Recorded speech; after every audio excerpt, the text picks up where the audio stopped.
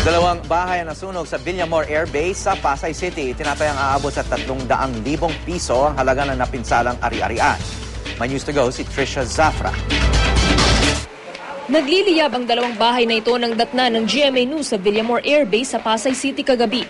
Dali-dali ang mga bumbero sa pag-apula sa nagngangalit na apoy na hindi pa alam kung saan nagmula.